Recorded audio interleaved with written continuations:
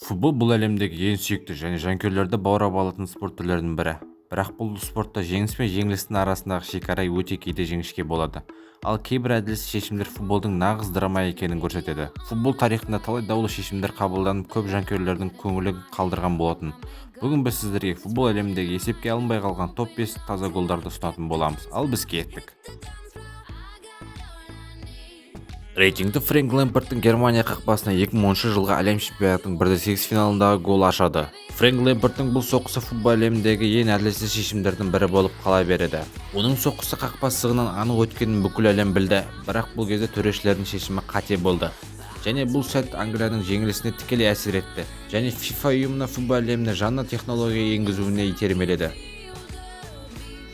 Төртінші орынға Никола Бертидің Англия қақпасына 1990 жылы әлем чемпионатының ғаламат голы жайғасты. Матчтың соңғы минутында Никола Бертиге өте керемет диагонал пас асырылды. Ал Никола допты баспен қабылдамай асқан шеберлікпен қақпашының бойынан асыра салады. Бірақ бұл таза голды төреші есепке алмай қояды, себебі офсайд дейді. Ал егер де голды қайтадан қарайтын болсақ, бұл жерде офсайдтың иісі де жоқ.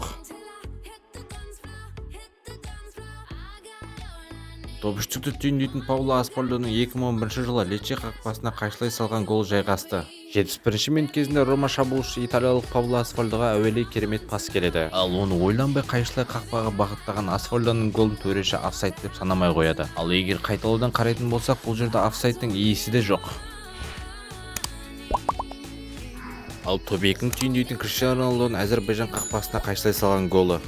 Бұл кезде Криштиану Роналдуға әуелей өте әдемі пас келе қалады. Ал Криштиану Роналду әдетіне басып қақпаға қайшылай допты бағыттайды. Нәтижесінде доп қақпа бағанына тиіп жерге кері серпіледі. Ал бұл таза гол болатын, бірақ бұны төрешілер санамай қояды.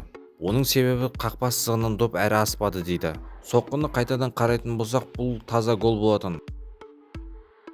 Бұл әлемдегі ең әділетсіз сәттердің бірі 2005 жылы 4 қаңтарда Тоттенхэм Манчестер Юнайтед арасында болған болатын.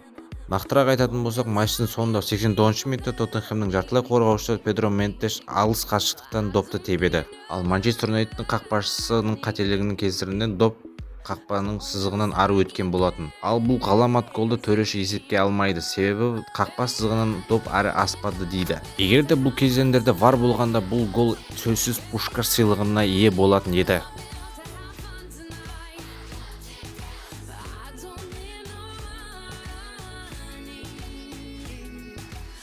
Футбол тарихындағы есептелмей қалған таза голдар әлі күнге дейін жанкүйерлер арасында талқыға түсіп келе жатыр. Және де VAR жүйесі қазір болса да, футбол әлеміндегі әділетсіздік әлі де жалғасып келе жатыр. Ойыншылардың еңбегі және де жанкүйерлердің эмоциясы бұл видеода сәтті көрінді деп ойлаймын. Егер бұл видео ұнаса, лайк басып, арнаға жазып пікірді қалдыруларыңызды сұраймын. Сіздермен бірге Санчо футбол арнасы, сау саламатта болыңыздар.